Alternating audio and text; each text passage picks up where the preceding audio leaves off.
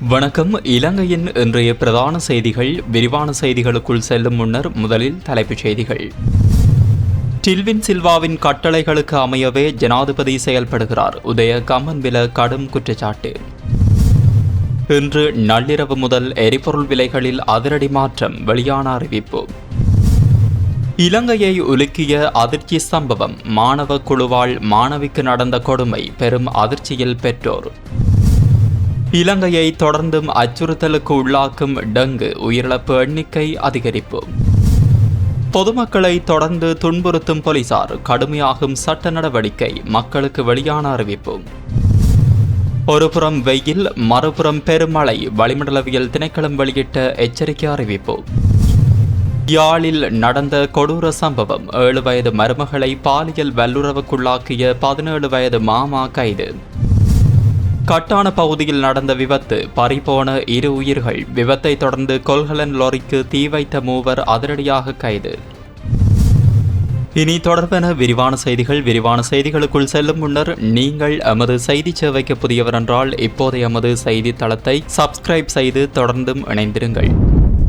பிவுதுர்ஹெல உரிமைய கட்சியின் தலைவரும் முன்னாள் அமைச்சருமான உதய கம்மன்பில ஜனாதிபதி அனுரகுமார திசாநாயக்க மக்கள் வழங்கிய ஆணையை உணர்ந்து செயல்பட வேண்டும் என்றும், மக்கள் ஜனாதிபதியாக அனுரகுமார திசாநாயக்கவையே தேர்ந்தெடுத்துள்ளார்களே தவிர மக்கள் விடுதலை முன்னணியின் பொதுச் செயலாளர் டில்வின் சில்வாவை அல்ல என்றும் தெரிவித்தார். பிவுதுர்ஹெல உரிமைய கட்சியின் காரியாலயத்தில் நேற்று நடைபெற்ற ஊடகவியலாளர் சந்திப்பில் அவர் இதனை குறிப்பிட்டார். அங்கு மேலும் கருத்தெரிவித்த அவர், நாடாளுமன்றத்தில் 3/2 பெரும்பான்மை இருப்பதை அடிப்படையாக கொண்டு அரசாங்கம் தன்னிச்சையாக செயல்படுவதாகவும், மக்களின் கருத்துக்களுக்கும் எதிர்க்கட்சியின் விமர்சனங்களுக்கும் உரிய மதிப்பு வழங்கப்படவில்லை என்றும் குற்றம் சாட்டியுள்ளார். மேலும் ஜனாதிபதியின் பல்வேறு தீர்மானங்கள் மக்கள் விடுதலை முன்னணியின் பொதுச் செயலாளர் டில்வின் சில்வாவின் ஆலோசனைகள் மற்றும் வழிகாட்டல்களின் அடிப்படையில் எடுக்கப்படுகின்றன என்ற குற்றச்சாட்டையும் அவர் முன்வைத்தார். நீதிபதிகளின் பதவிக்காலம் தொடர்பாக அரசாங்கம் மேற்கொண்டுள்ளதாக கூறப்படும் நடவடிக்கைகளுக்கு எதிராக சட்டத்தரணிகள் சமூகத்தின் பரவலான எதிர்ப்பு எழுந்துள்ள போதிலும் அதனை பொருட்படுத்தாமல் அரசாங்கம் தனது நிலைப்பாட்டில் உறுதியாக இருப்பதாகவும் அவர் தெரிவித்தார். வரலாற்றை நினைவு கூர்ந்த அவர், முன்னாள் ஜனாதிபதி JR ஜெயவர்தன நாடாளுமன்றத்தில் மிகப்பெரிய பெரும்பான்மை ஆதரவை பெற்றிருந்த போதிலும் இறுதியில் பொதுமக்களின் எதிர்ப்பை சந்திக்க வேண்டிய நிலை ஏற்பட்டதாக சுட்டிக்காட்டினார். மாதாந்த எரிபொருள் விலை திருத்தத்திற்கு அமைவாக இன்று நள்ளிரவு முதல் எரிபொருள் விலையில் மாற்றம் அறிவிக்கப்படலாம் என எதிர்பார்க்கப்படுகிறது. உலக சந்தையில் கச்சா எண்ணெய் விலையில் ஏற்பட்டுள்ள ஏற்ற இறக்கங்களை கருத்தில் கொண்டு மாதந்தோறும் எரிபொருள் விலை மீளாய்வு செய்யப்பட்டு திருத்தம் மேற்கொள்ளப்படும் என முன்னதாக அறிவிக்கப்பட்டிருந்தது. இதற்கிடையில் நேற்றுடன் ஒப்பிடுகையில் இன்று காலை உலக சந்தையில் கச்சா எண்ணெய் விலையில் சரிவு பதிவாகியுள்ளது. அதன்படி WTI ரக கச்சா எண்ணெய் பீப்பாய் ஒன்றின் விலை 1.71% குறைந்து 82.16 அமெரிக்க டாலர்களாக பதிவாகியுள்ளது. அதேவேளை பிரண்ட் ரக எண்ணெய் பீப்பாய் ஒன்றின் விலையும் 1.16% சரிந்து 88 அமெரிக்க டாலர்களாக உள்ளது. மேலும் முர்வான் ரக கச்சா எண்ணெய் விலை 2.60% வீழ்ச்சியடைந்துள்ளதுடன் அதன் பீப்பாய் ஒன்றின் விலை 85.71 அமெரிக்க டாலராக பதிவாகியுள்ளது. இந்த நிலையில் இலங்கை பெட்ரோலிய கூட்டுத்தாபனம் தற்போது ஈட்டி வரும் லாபத்தை கருத்தில் கொண்டு உடனடி எரிபொருள் விலை திருத்தம் மேற்கொள்ளும் திட்டம் எதுவும் இல்லை என அதன் தலைவர் DJ ராஜகருணா தெரிவித்துள்ளார். அரசாங்க நிதி பற்றிய குழுவில் கருத்து வெளியிட்ட அவர், எதிர்காலத்தில் உலக சந்தையில் கச்சா எண்ணெய் விலையில் நிலவும் நிச்சயமற்ற சூழ்நிலையை கருத்தில் கொண்டு தற்போது எரிபொருள் விலையை குறைப்பது சாத்தியமில்லை என தெரிவித்துள்ளார். எனினும் மாதாந்த விலை சூத்திரத்திற்கு அமைவாக இன்று நள்ளிரவு அறிவிக்கப்படும் உத்தியோகபூர்வ தீர்மானத்தின் பின்னரே புதிய எரிபொருள் விலைகள் தொடர்பான இறுதி அறிவிப்பு வெளியாகும் என்பதும் குறிப்பிடத்தக்கது. இரத்தினபுரி பகுதியில் உள்ள பாடசாலை ஒன்றில் 9ஆம் தரத்தில் கல்வி பயிலும் மாணவியொருவர் மீது தகாத செயல்பாடு இடம்பெற்றதாக கூறப்படும் சம்பவம் தொடர்பில் அதே வகுப்பில் கல்வி கற்கும் 5 மாணவர்கள் கைது செய்யப்பட்டுள்ளனர். சந்தேக நபர்களாக கைது செய்யப்பட்ட மாணவர்கள் குருவிட்ட போலீசாரினால் இரத்தினபுரி நீதவான் நீதிமன்றத்தில் முன்னிலைப்படுத்தப்பட்டனர். வழக்கை விசாரித்த நீதவான் சந்தேக நபர்களில் 2 மாணவர்களை 28 நாட்கள் சிறுவர் நல்வாழ்வு நிலையத்தில் தடுத்து வைக்க உத்தரவிட்டதுடன் ஏனைய 3 மாணவர்கள் மாணவர்களையும் பெற்றோரின் பொறுப்பில் ஒப்படைக்க உத்தரவிட்டுள்ளார். பாதிக்கப்பட்டதாக கூறப்படும் மாணவி மருத்துவ பரிசோதனைக்காக இரத்தினபுரி போதனா வைத்தியசாலையில் அனுமதிக்கப்பட்டுள்ளதாக கூறப்படுகிறது. கடந்த 26ஆம் தேதி இடம்பெற்றதாக கூறப்படும் இந்த சம்பவம் தொடர்பில் கிடைத்த முறைப்பாட்டின் அடிப்படையில் குறிப்பிட்ட போலீசாரின் சிறுவர் மற்றும் மகளிர் பணியகம் விசாரணைகளை முன்னெடுத்து சந்தேக நபர்களை கைது செய்துள்ளது. போலீஸ் விசாரணைகளின் ஆரம்பகட்ட தகவலின்படி இரு மாணவர்கள் மாணவி மீது தகாத செயல்பாட்டில் ஈடுபட்டதாகவும் ஏனைய மூவர் அதற்கு உதவி மற்றும் உடந்தையாக செயல்பட்டதாகவும் தெரிவிக்கப்பட்டுள்ளது. சம்பவம் தொடர்பான மேலதிக விசாரணைகளை குறிப்பிட்ட போலீசார் தொடர்ந்து முன்னெடுத்து வருகின்றமை குறிப்பிடத்தக்கது. நாட்டில் டெங்கு காய்ச்சலால் உயிரிழந்தோரின் எண்ணிக்கை 62ஆக உயர்ந்துள்ளதாக தேசிய டெங்கு கட்டுப்பாட்டு பிரிவு தெரிவித்துள்ளது. அந்த பிரிவு வெளியிட்டுள்ள அண்மை தரவுகளின்படி இந்த ஆண்டு இதுவரை நாடு முழுவதும் 84,724 டெங்கு நோயாளிகள் பதிவாகியுள்ளனர். அவற்றில் ஜூலை மாதத்தில் மட்டும் நேற்று வரையான காலப்பகுதியில் 29,350 பேர் டெங்கு தொற்றால் பாதிக்கப்பட்டுள்ளதாக கூறப்படுகிறது.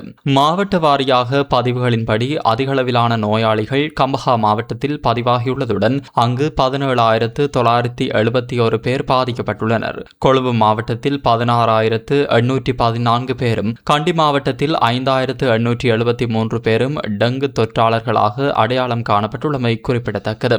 மாகாண அடிப்படையில் மேல் மாகாணத்தில் அதிகபட்சமாக 44,829 நோயாளிகள் பதிவாகியுள்ளதுடன் தெற்கு மாகாணத்தில் 12,738 பேரும், மத்திய மாகாணத்தில் 7,370 பேரும் டெங்கு காய்ச்சலினால் பாதிக்கப்பட்டுள்ளதாக தேசிய டெங்கு கட்டுப்பாட்டு பிரிவு தெரிவித்துள்ளது. டெங்கு பரவல் தொடர்ந்து அதிகரித்து வரும் நிலையில் டெங்கு பெருக்கமடையும் இடங்களை அழித்தல், சுற்றுப்புற சுகாதாரத்தை பேணுதல் மற்றும் காய்ச்சல் உள்ளிட்ட அறிகுறிகள் தென்பட்டால் உடனடியாக மருத்துவ ஆலோசனையை பெறுதல் அவசியம் என சுகாதார அதிகாரிகள் பொதுமக்களுக்கு அறிவுறுத்தியுள்ளமையும் குறிப்பிடத்தக்கது. பொதுமக்களை அசௌகரியத்திற்கும் துன்புறுத்தலுக்கும் உள்ளாக்கும் வகையில் நடந்து கொள்கின்ற போலீஸ் உத்தியோகத்தர்களுக்கு எதிராக கிடைக்கும் முறைப்பாடுகள் தொடர்பில் உடனடி விசாரணைகள் நடத்தப்பட்டு தவறு உறுதிப்படுத்தப்பட்டால் கடுமையான ஒழுக்காற்று நடவடிக்கைகள் எடுக்கப்படும் என போலீஸ் திணைக்களம் தெரிவித்துள்ளது. இந்த விடயத்தை போலீஸ் ஊடக பேச்சாளரும் உதவி போலீஸ் அத்தியட்சகருமான உதயகுமார வூட்லர் தெரிவித்துள்ளார். வதுப்பிட்டிவெல பகுதியில் சில நாட்களுக்கு முன்னர் கடையொன்றின் முன்பாக நிறுத்தப்பட்டிருந்த மோட்டார் சைக்கிளை அகற்றுமாறு கூறிய போது அதன் சாரதியிடம் ஒழுங்கற்ற முறையில் நடந்து கொண்டதாக குற்றச்சாட்டு எழுந்த நிட்டம்புவ போலீஸ் நிலையத்தில் கடமையாற்றிய உப போலீஸ் பரிசோதகர் ஒருவர் தொடர்பில் விசாரணை மேற்கொள்ளப்பட்டதாக அவர் குறிப்பிட்டார்.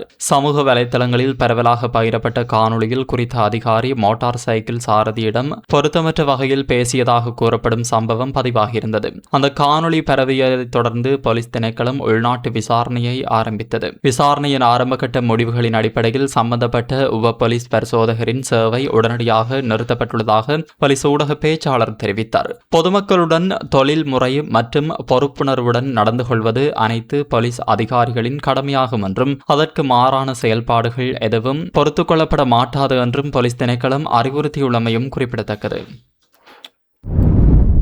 நாட்டின் பல பகுதிகளில் இன்று மழையுடன் கூடிய வானிலை நிலவும் என வளிமண்டலவியல் திணைக்களம் தெரிவித்துள்ளது. அதன்படி மேல் சப்ரகமுவ மற்றும் வடமேல் மாகாணங்களிலும் கண்டி, நுவர்லியா, காலி மற்றும் மாத்தறை மாவட்டங்களிலும் அவ்வப்போது மழை பெய்யக்கூடும். இந்த பகுதிகளில் சில இடங்களில் 100 மில்லிமீட்டருக்கும் அதிகமான பலத்த மழை வீழ்ச்சி பதிவாகும் சாத்தியம் உள்ளதாக வளிமண்டலவியல் திணைக்களம் தெரிவித்துள்ளது. மேலும் அனுராதபுரம் மற்றும் ஹம்பாந்தோட்டை மாவட்டங்களில் இடைக்கிடையே மழை பெய்யக்கூடும் எனவும் எதிர்பார்க்கப்படுகிறது. இதேவேளை நாட்டின் ஏனைய பகுதிகளில் பெரும்பாலும் வறட்சிக்கான வானிலை நிலவும் என தெரிவிக்கப்பட்டுள்ளது. அத்துடன் வடக்கு, வடமத்திய, வடமேல் மற்றும் மத்திய மாகாணங்களிலும் இரத்தினபுரி, மொனராகலை, ஹம்பாந்தோட்டை மற்றும் திருகோணமலை மாவட்டங்களிலும் மணித்தியாலத்திற்கு 40 முதல் 50 கிலோமீட்டர் வேகத்தில் பலத்த காற்று வீசக்கூடும் எனவும் வளிமண்டலவியல் திணைக்களம் தெரிவித்துள்ளது. எனவே பலத்த மழை மற்றும் காற்று வீசும் பகுதிகளில் வசிக்கும் பொதுமக்கள் அவதானத்துடன் செயல்படுமாறும் அதிகாரிகள் விடுக்கும் பாதுகாப்பு அறிவுறுத்தல்களை பின்பற்றுமாறும் கேட்டுக் கொள்ளப்பட்டுள்ளனர். யாழ்ப்பாணம் வட்டுக்கோட்டை பகுதியில் 7 வயதுடைய சிறுமியொருவர் பாலியல் துஷ்பிரயோகத்திற்கு உள்ளாக்கப்பட்டதாக கூறப்படும் சம்பவம் தொடர்பில் அவரது 17 வயதுடைய மாமா ஒருவர் கைது செய்யப்பட்டுள்ளதாக போலீசார் தெரிவித்துள்ளனர். கிடைத்த தகவலின்படி பாடசாலையிலிருந்து சிறுமியை அழைத்து வந்த சகோதரர் மீன் காட்டுவதாக கூறி ஆட்கள் நடமாட்டம் இல்லாத பகுதிக்கு அழைத்து சென்று துஷ்பிரயோகத்தில் ஈடுபட்டதாக குற்றச்சாட்டு முன்வைக்கப்பட்டுள்ளது. சம்பவம் குறித்து சிறுமி வீட்டில் தெரிவித்ததைத் தொடர்ந்து குடும்பத்தினர் வட்டுக்கோட்டை போலீஸ் நிலையத்தில் முறைப்பாடு முறைப்பாடு செய்துள்ளனர். அதன் அடிப்படையில் சந்தேக நபர் கைது செய்யப்பட்டுள்ளதுடன் சம்பவம் தொடர்பான மேலதிக விசாரணைகளை வட்டுக்கோட்டை போலீசார் முன்னெடுத்து வருகின்றமை குறிப்பிடத்தக்கது. நீர்கொழும்பு மினுவாங்கொட வீதியில் இடம்பெற்ற விபத்தில் 2 மோட்டார் சைக்கிள் ஓட்டுநர்கள் உயிரிழந்ததைத் தொடர்ந்து கொள்கலன் லொரிக்கு தீ வைத்து சேதப்படுத்திய சம்பவம் தொடர்பில் 3 கைது செய்யப்பட்டுள்ளனர். கைது செய்யப்பட்டவர்கள் 20, 25 மற்றும் 26 வயதுடைய நீர்கொழும்பு தாகொன்ன மற்றும் கிம்புலாபிட்டிய பகுதியை சேர்ந்தவர்கள் என போலீசார் தெரிவித்துள்ளனர். சந்தேக நபர்கள் இன்று நீர்கொழும்பு நீதவான் நீதிமன்றத்தில் ஆஜர்படுத்தப்பட உள்ளனர். மேலும் சம்பவம் பகுதியில் கைவிடப்பட்டிருந்த மற்றொரு மோட்டார் சைக்கிளும் போலீசாரினால் மீட்கப்பட்டு போலீஸ் காவலில் எடுக்கப்பட்டுள்ளது. நீர்கொழும்பு மினுவாங்கொட வீதியின் 2ஆம் மற்றும் 3ஆம் கட்டைகளுக்கு இடைப்பட்ட போலவெலாட்ட பகுதியில் வீதியை கடக்க முற்பட்ட கொள்கலன் லொரியுடன் நீர்கொழும்பு நோக்கி அதிவேகமாக பயணித்த 2 மோட்டார் சைக்கிள்கள் மோதியதில் இந்த விபத்து சம்பவித்துள்ளது. இந்த விபத்தில் 18 மற்றும் 20 வயதுடைய நீர்கொழும்பு தாகொன்னா பகுதியை சேர்ந்த 2 இளைஞர்கள் உயிரிழந்துள்ளனர். சம்பவ இடத்தில் பதிவான CCTV காட்சிகள் உள்ளிட்ட ஆதாரங்களின் அடிப்படையில் பொதுமக்கள் குறித்த லொரிக்கு தீ வைத்து சேதம் விளைவித்த சம்பவத்தில் தொடர்புடைய ஏனைய சந்தேக நபர்களை அடையாளம் கண்டு கைது செய்வதற்கான மேலதிக விசாரணைகளை போலீசார் முன்னெடுத்து வருகின்றமை குறிப்பிடத்தக்கது. இத்துடன் இன்றைய பிரதான செய்திகள் நிறைவடைகின்றன. மீண்டும் அடுத்த பிரதான செய்திகள் வாயிலாக சந்திப்போம். வணக்கம்.